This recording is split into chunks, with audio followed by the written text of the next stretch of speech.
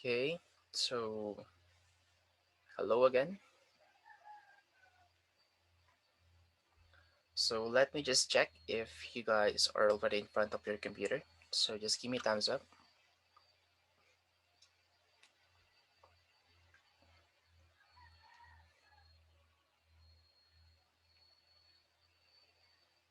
Okay, so most of you are already here, but the other four, I don't know where they are. Anyway, so any questions so far or clarification up to this point?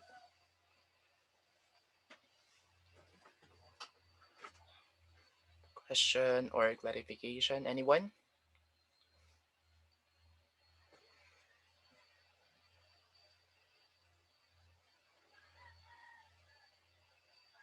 Hmm, none? Until now, there's still no question. So are you guys saying that I did explain everything clearly?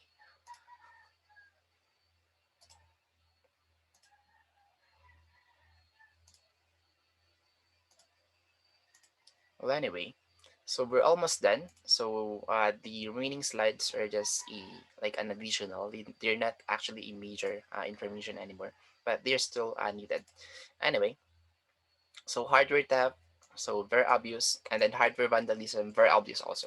It is the act of defacing or destroying digital equipment. Okay, and then let me see, uh, hardware theft and vandalism, and then system failure. So I would say that this is already pretty obvious or a common sense already. So you know, of course, for you to be able to reduce the chances of being or getting stolen to your of your computer, so of course you have to uh, put a lock or physical access to your computers. So of course we don't just put that one outside, okay, because it's a very important device. So we always keep that one inside maybe a certain room wherein it has a lock, okay, or if it's a laptop, maybe we put that one to a certain uh, locker, maybe, or this one wardrobe that has a lock. I forget the term. What is the English of aparador? Wardrobe, right? But anyway, yeah, that where you can keep it safely. And if you're the kind of person who's rich, maybe you can add alarm system, okay? Or you can add physical security device like cables and lock. So if you wanted to put some cables to your devices, then yeah.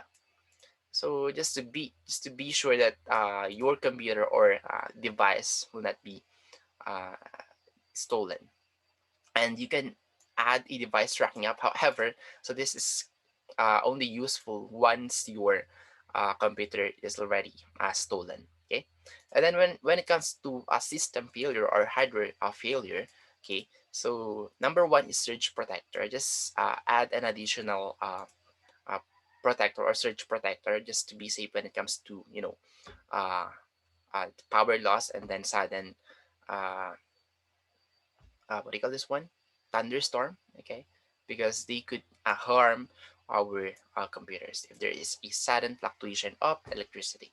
Okay, you can add UPS or uninterruptible power supply, just to be safe, just in case that there is a power loss, then you can still save the work that you are doing. Okay, you can duplicate components of duplicate computers. So in here, maybe you can just duplicate the files that you have, okay? Because of course, uh, we cannot do anything about it once you have a system failure or a hardware failure. So just in case, just duplicate the files or data that you have, okay? And then fault tolerant computer. So always buy a, let's say, not the highest quality, but at least a uh, not that bad, and not super poor quality, just the middle one, okay, just to avoid having a faulty components, okay. And then backing up, so I guess this is very obvious. You save another copy or you duplicate another copy, okay, of your file, of your program, of your media, of your or any information you can save, okay, to a hard drive or to a uh, because one cloud storage. Okay, so you have two ways to back up your data. So it could be via cloud or it could be via HDD or the external hard drive. Okay, but in my case, I think if it's easy, small data, if it's less than 100 gigabyte, so I think it's safe to use cloud storage. Okay, but if it's 1 terabyte and above, so I think it's already a big amount of data, then you have to use now an external hard drive because of course you have to pay now a lot of money just to subscribe and then get a lot of cloud storage. Okay, so I dropped those two, so you'll be fine as long as you're keeping them safe. So for the cloud storage, it is the username and password, uh, and for the hard disk, okay, it is the physical itself. So you should keep it safely. Okay. Next one right here is the categories of backup. Well, let's start right here first on the right side. So we have three generation of backup policy. Well, actually, we can have four or five if you want. Okay, but in here, mostly we only have two. Okay, we call that one grandparent and then parent. Okay, so grandparent is the original file, and then parent is the copy or the duplicated file. If you want to have more copy, let's say another copy, we call that one child already. Okay, it's a child backup. Okay, if you want to have more, then we could say that it's a baby. Okay, baby backup. If you want to have more, then maybe it is a, I don't know how what do you call that one already. So baby to maybe cell. Okay, so it is now up to you on what name you're going to name that backup copy of yours. Anyway, having this grandparent, parent, and then child is already good. So having two backups, it's already too much. Okay.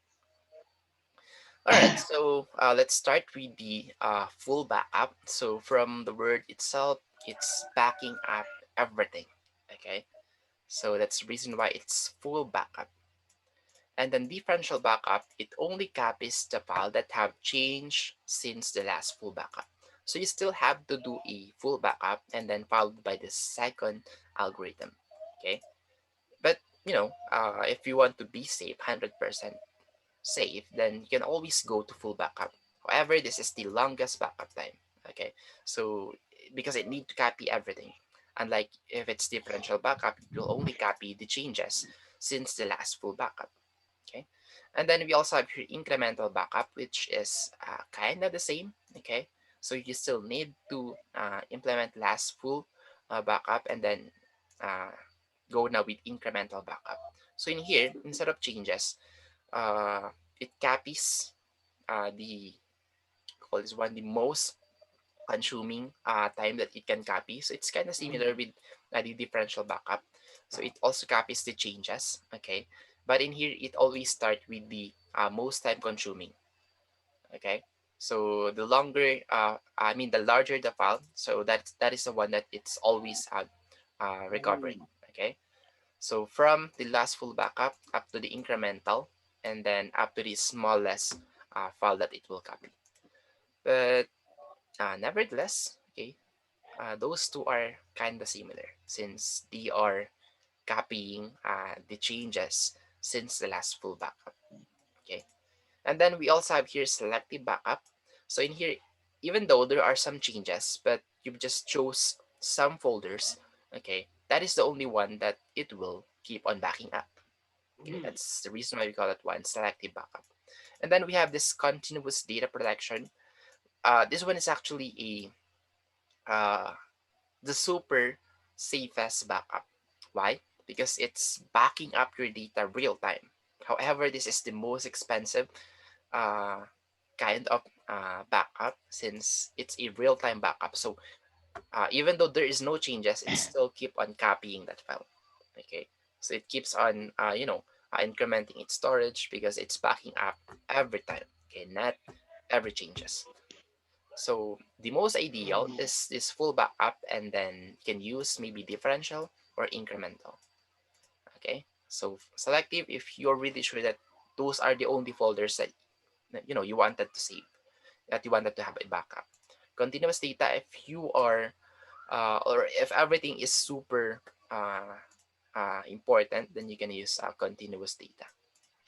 Okay. Next one is wireless security. So I guess you guys already know this one, so I will not explain about routers anymore. But when I say wireless, of course, it's the Wi-Fi.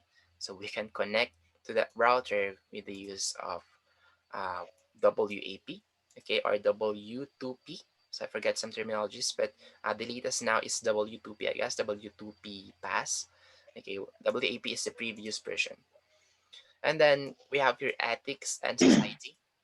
So to make it simple and short, we have you know, we have our characteristics physically, how we interact with people. So we also have this computer ethics, how we interact uh, via online. Like some people are, say, they are not afraid. They are, what is a proper term? Mm, they are being, they doesn't fear on the consequences of what they are doing. Like they are not afraid to do bad things because it's online. Like especially if they're using dummy account. Okay, so yeah, it's like you are good physically, personally rather, but you are actually a hacker or a bad person when it comes to social media. Okay, so we have those kind of characteristic. So that's a reason why we call that one computer ethics.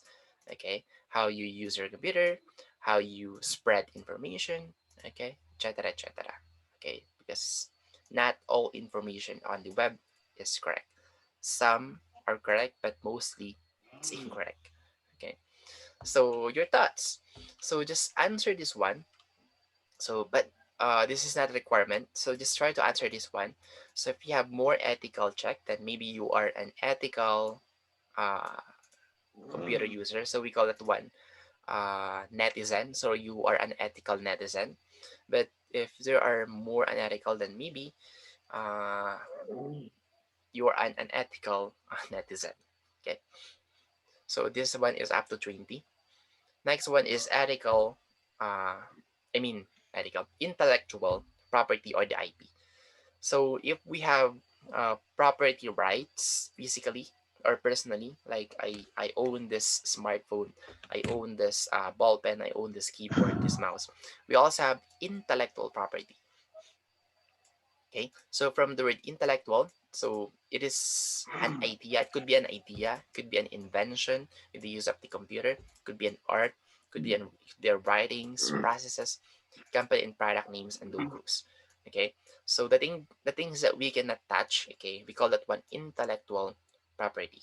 Okay, so in computer we also have this intellectual property rights wherein I could say that I own this website because I am the one who created, I am the one who developed that website.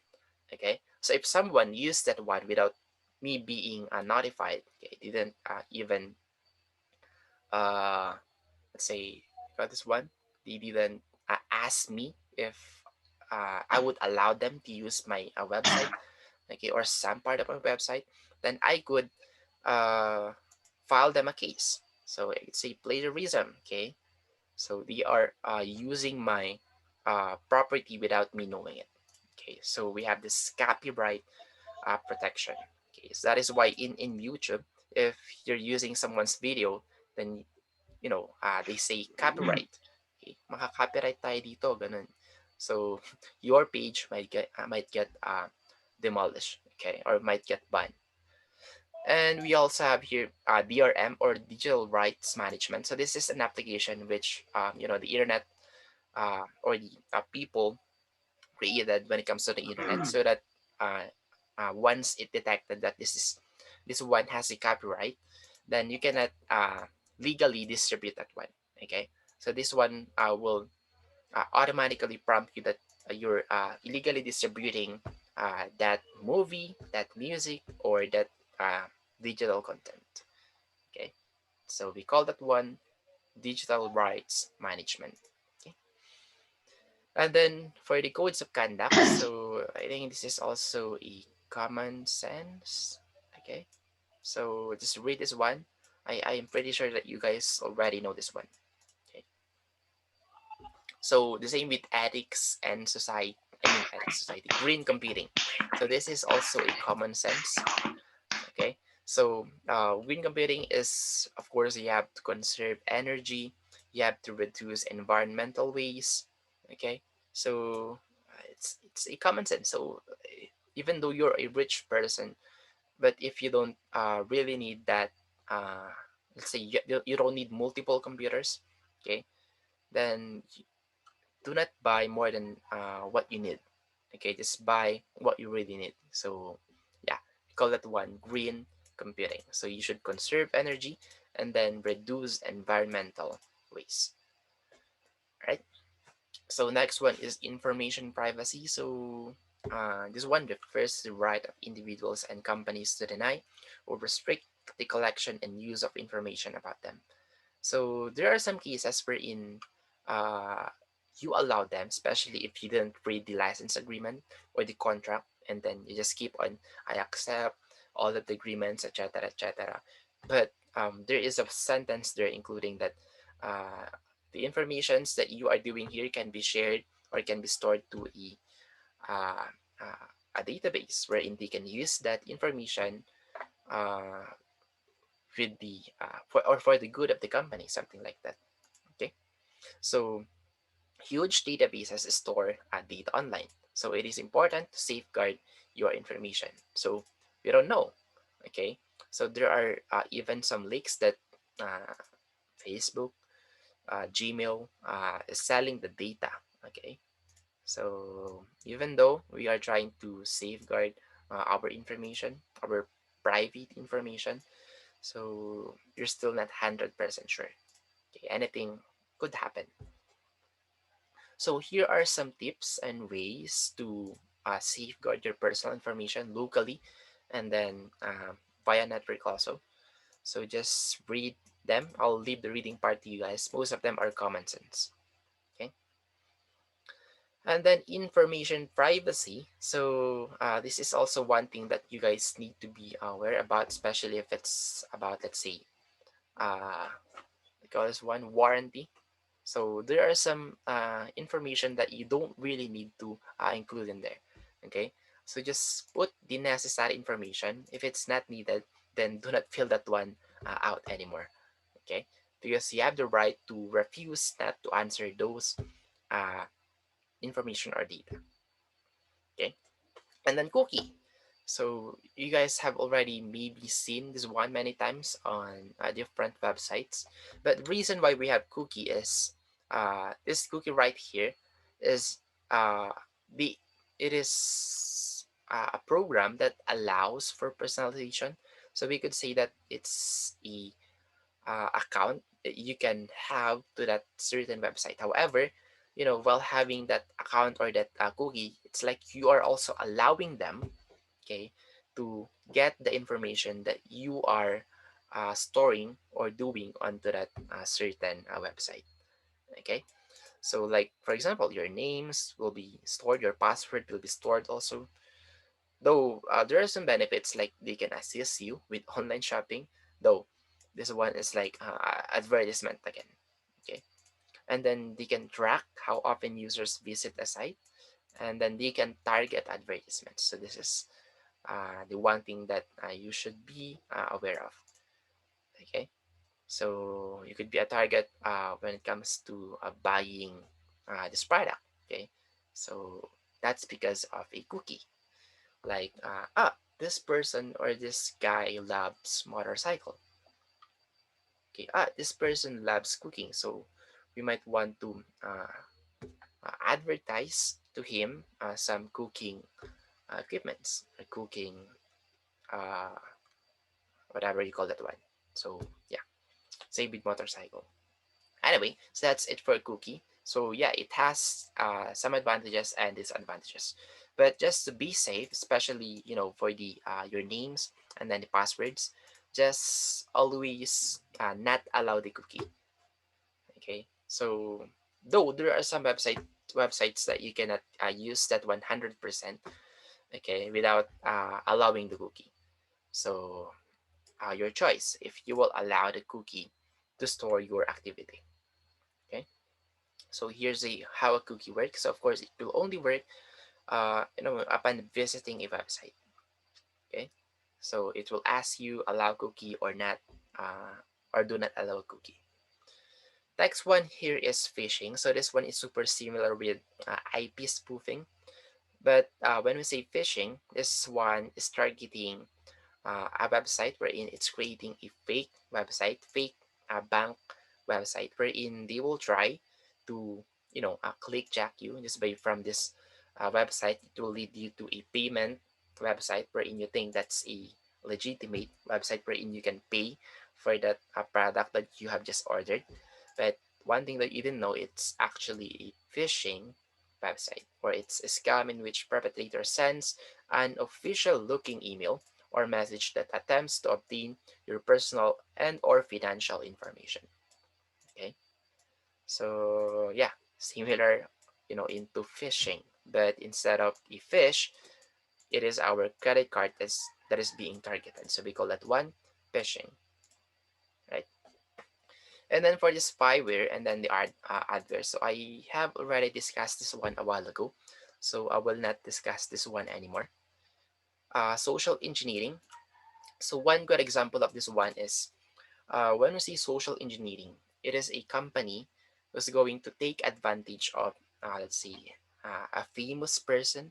So they will hire that person to advertise their product. So we call that one social engineering. Okay, so this person has a big influence when it comes to technology. So they will hire that someone to advertise their product. Call that one social engineering. All right, but there are some, uh, companies, and there are some influencer. They don't know that the one that we are advertising is actually illegal. Okay, one good example of this one is the Pablo Escobar phone. Okay, so this Pablo Escobar phone, it is being advertised by famous actress, actor, famous people. But yeah, one thing that they don't know. So this is a they call this one online payment. So they have to buy this one via online. There's no physical store for this one. Okay, if you're a normal person, if you're not a famous person, you will never receive the product. So you paid $500, $1,000, but you will never get anything. They will just keep on saying your phone is out of stock right now. The one that you ordered is out of stock. The phone is now being delivered, but you've been waiting for a month, 2 months, but you've never received anything. Okay. But in here, some of the famous vlogger like Mr. Who's the Boss, Marcus Brownlee, those are the influencer when it comes to mobile devices. So they were able to receive the phone because the company knows that the phone, I mean the person is an influencer. So they will they're taking advantage of that one because they know that it will be featured onto their website or onto their channel rather, not website. Okay, so yeah, that's the one thing when it comes to social engineering. And next is privacy loss. So it is a concern about privacy has led to the enactment of federal and state laws regarding the storage and disclosure of personal data. So yeah, we already have a lot of loss, okay, computer loss that's being created. So we have this children, blah blah blah, computer abuse, blah blah, digital millennium, copyright, blah blah blah. However, they are still not being applied up to right now. Though, in some cases, especially in US or in other countries, so they are strict when it comes to their laws when it comes to computers. However, here in the Philippines, so it is not that useful. Okay, this one is not really being used. Though we have those law, you know, just for the show that we have protection. Okay, when it comes to using our computer. Okay. All right. So information privacy, or we call that one. Another one is employee monitoring. So one thing that you guys need to know is mostly if you are on a certain company, let's say maybe what could be? I cannot think of a name of a company, but let's say that that company lets you use their computer. So of course they have the capability, okay, to monitor you. Okay, so that is still legal, okay, because especially if there is a contract wherein they can monitor whatever you are doing, okay, onto your computer. Okay. So, of course, at the same time, many programs exist that easily allow employees to monitor employees. Further, it is legal for employers to use these programs. Okay, because it is not your computer in the first place. You're just borrowing the company's computer. All right.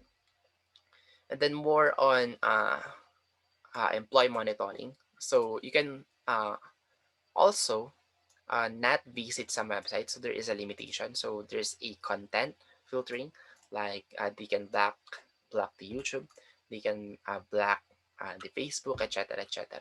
So they can filter it because you're only using the user account. Okay, that's always the case when it comes to companies. And yeah, that's it for the module 3. So I apologize if I didn't explain thoroughly some of the topics, because I think that those are already easy to understand. So I only explain the things that needs to elaborate more, needs to explain more. So yeah, so we still have 8 minutes left. So any questions so far?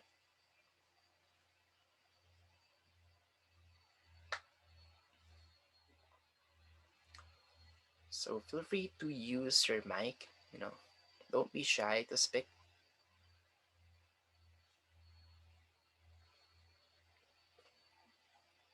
Anyone who has a question or a clarification?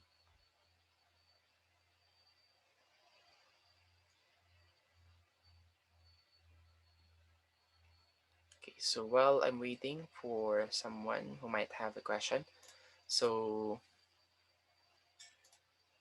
let's just go back to your canvas. So again, reminder.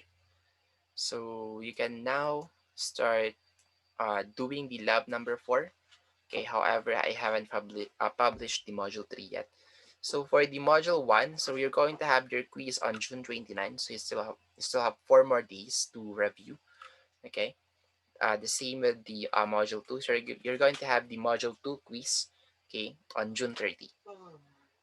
For the module 3 quiz, you're going to have this one on July 2. So you have a succeeding quizzes on the following next month, following days or following week. Okay. And also, don't forget to answer the case study number 3. So the due date of this one will be on July 3, I guess. Ah, that is today 25, so I'll give you guys 1 week. So the due date will be on July 2. Alright, so again, same scenario. You'll be given a facts and then the question. Alright, so that's it for the additional information. And then for the lab number 4, so just read the instruction, and then if ever that you have a question, so feel free to message me anytime. All right. And then also we will not meet tomorrow. Okay. So we will just have the module 4. Okay, next meeting. Number system. So I'll give the meeting tomorrow as your free time to finish and review the given or the finished modules that we have just discussed. Sir, yung lab Yes. 3 po. Yung lab 3 po ba sa lab 3? Ano po yun? Mm-hmm. Laboratory 3. Tapos last page. Isasali po pa ba yun? Last page. Page one. Yes. Okay. So including this one. Okay. So in here you don't need to simplify this one.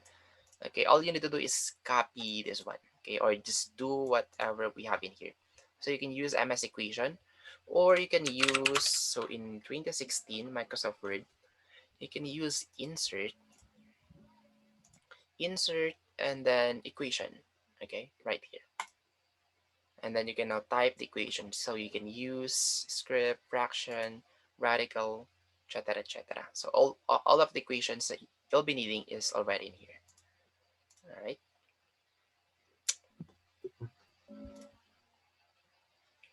So any other questions so far?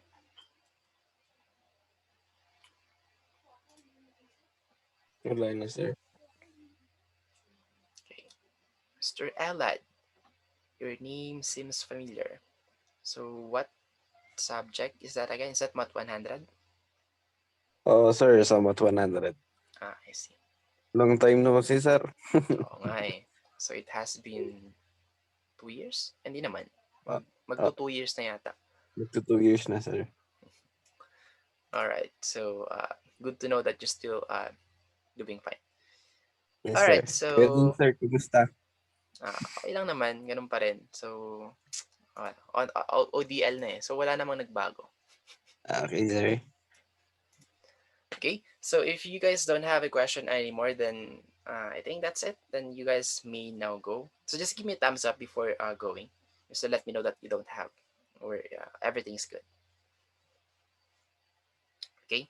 So to those who give me a thumbs up, then you may now go, and then let's just meet again next week. Okay, Tuesday. Goodbye and thank you, sir. Goodbye and thank you too.